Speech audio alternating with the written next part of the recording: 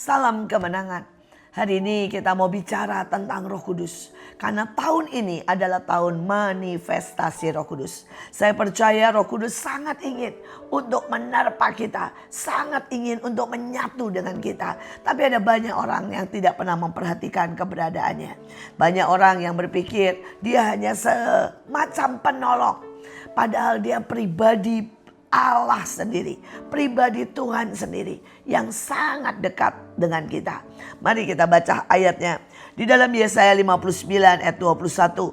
Adapun aku, inilah perjanjianku dengan mereka, firman Tuhan. Rohku yang menghinggapi engkau dan firmanku yang kutaruh dalam mulutmu tidak akan meninggalkan mulutmu dan mulut keturunanmu dan mulut keturunan mereka dari sekarang sampai selama-lamanya. 2 Samuel 23 ayat 2. Roh Tuhan berbicara dengan perantaranku, firman-Nya ada di lidahku. Saudara, ada sebuah hubungan yang sangat erat antara Roh Kudus dengan firman Tuhan. Pada saat saudara ingin mengenal Roh Kudus, maka saudara harus sangat menyukai firman. Karena disitulah dia akan memanifestasikan, mengajar, menolong, menyatakan kesalahan. Disitulah dia akan membongkar setiap sudut hidup kita. Bukan untuk merusak, bukan untuk saudara mempermalukan kita, tapi untuk membuat menjadi baik. Dia akan menyatakan hal-hal yang selama ini saudara tidak pernah mengerti. Selama ini itu menjadi sebuah batu yang menghalangi pertumbuhan kita. Itu mungkin menjadi sebuah duri yang melukai kita. Dan Roh Kudus akan mulai membongkarnya. Saya ingat pada waktu saya kecil. Pada waktu itu Roh Kudus mulai berkata, cintai firman. Saya mulai membaca firman. Saya mulai menyapa Roh Kudus setiap kali saya membaca firman. Saya berkata, Roh Kudus, bukakan.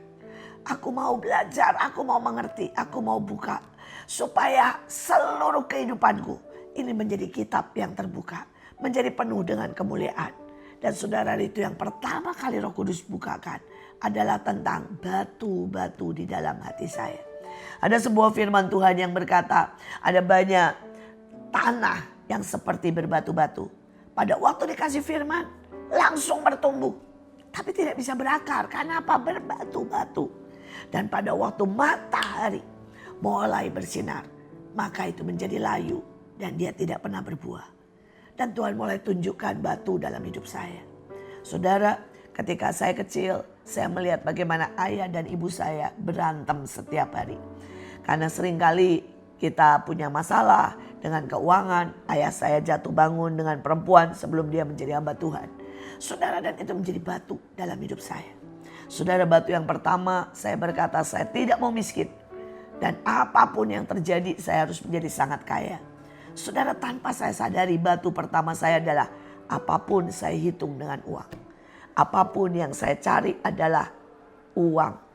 Saudara, saya cari yang utama bukan Tuhan. Yang saya cari utama bukanlah kebahagiaan.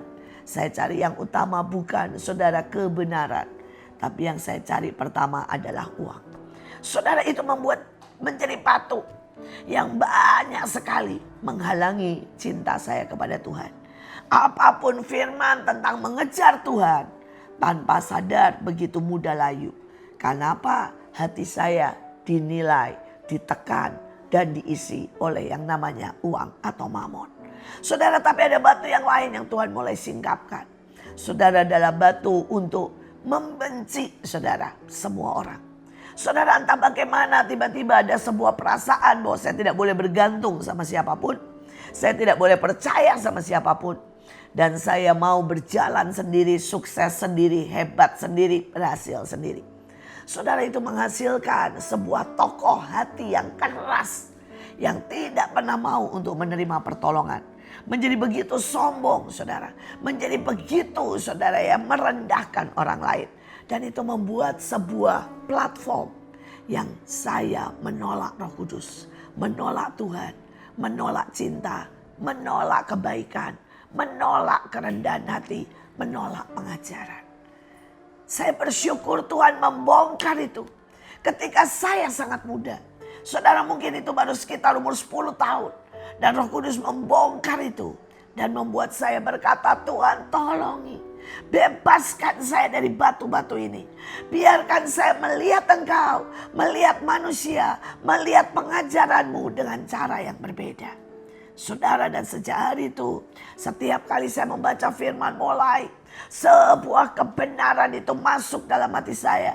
Berbuah lebat dan menghasilkan kemuliaan bagi nama Tuhan. Saudara, seandainya hari itu saya tidak dibereskan, maka Mahanaim tidak pernah ada. Hari ini saya tidak pernah berdiri di tempat ini. Saya tidak pernah bisa menjadi berkat buat banyak orang. Tapi yang paling mengerikan, saya tidak punya hubungan dengan Tuhan. Saya tidak punya keluarga yang baik. Saya tidak punya cinta yang hari ini saya nikmati sangat banyak. Saya tidak tahu apa yang menjadi batu dalam hidupmu. Biarkan Roh Kudus bersama firman Tuhan menembusi setiap Bapak Ibu. Saudara, ada sebuah janji yang sangat ajaib.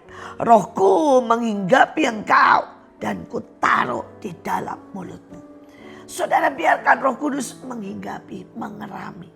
Kata menghinggapi di sini dalam arti mengerami. Saudara mungkin pernah lihat telur yang tidak dierami, maka dia busuk. Maka dia menjadi telur yang tidak pernah jadi, dan hanya cuma bisa dikonsumsi. Saudara, telur tidak ada mirip-miripnya sama ayam. Ayam berbulu, telur mulus. Ayam bergerak, telur diam. Saudara, ayam, saudara ya bisa bersuara, telur tidak ada. Suaranya sunyi senyap. Tapi ketika telur itu dierami, saudara, berhari-hari telur itu tidak boleh keluar. Dihinggapi oleh ayam itu, saudara. Dierami. Maka tiba-tiba, saudara, di dalamnya mulai muncul kehidupan. Tiba-tiba mulai ada ayam kecil.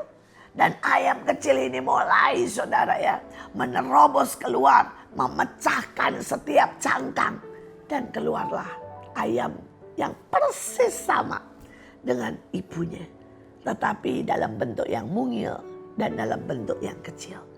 Dia bergerak, dia berbulu, dia bersuara, dan dia bahkan bisa meloncat, makan dan hidup. Saudara, itulah hidup kita.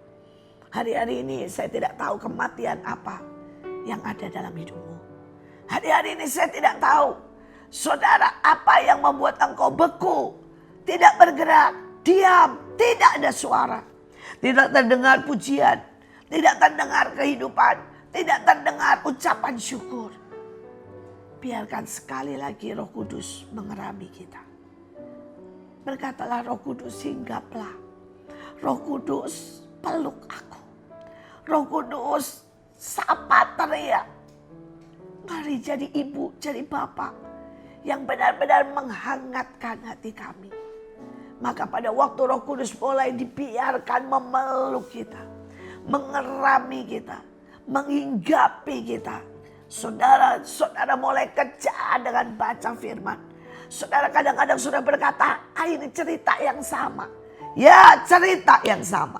Tapi pada waktu diwahyukan, diajarkan oleh Roh Kudus, maka itu menjadi sebuah firman yang menghidupkan. Menjadi sebuah kebenaran yang membebaskan. Itu menjadi sebuah kuasa yang membantu hidupmu keluar dari kemiskinan. Biarkan firman itu, biarkan Roh Kudus itu menyatu dan merubah seluruh kehidupanmu. Saudara, maka engkau akan melihat bagaimana hidup kita berubah. Saudara, hidup saya berubah total. Dari seorang yang sangat mengacu kepada uang. Hari ini saya menikmati Tuhan. Dan Tuhan memberikan kelimpahan. Saya tidak pernah membuat sebuah acara atau merancang apapun berdasarkan uang. Dan orang berkata saya suka buang-buang uang. Sebenarnya bukan buang uang. Tapi saya suka, saudara, dengan uang mengerjakan perkara besar. Pada akhir tahun Desember 2025, Tuhan suruh kami buat retret dengan 5.000 peserta dari 38 provinsi. Saudara, kami kasih gratis penginapan, makan 3 kali sehari dengan saudara snack 2 kali sehari. Kebutuhannya adalah 3M. Saudara, 5.000 peserta free. Sekali lagi, apakah saya punya? Tidak ada uang. Tapi hari itu ketika Roh Kudus berkata, mari nak, berdansa dengan aku. Membuat sebuah pesta buat setiap orang 3 hari 3 malam. Biarkan mereka menikmati firman, menikmati anugerah, menikmati kelimpahan. Dan Tuhan membuat acara itu ada. Saya tidak tahu bagaimana 3M Tuhan sediakan. Dan sekali lagi ketika Roh Kudus menghinggapi kita, kita menerima kuasa dan menjadi sangat berlimpah. Tuhan Yesus memberkati.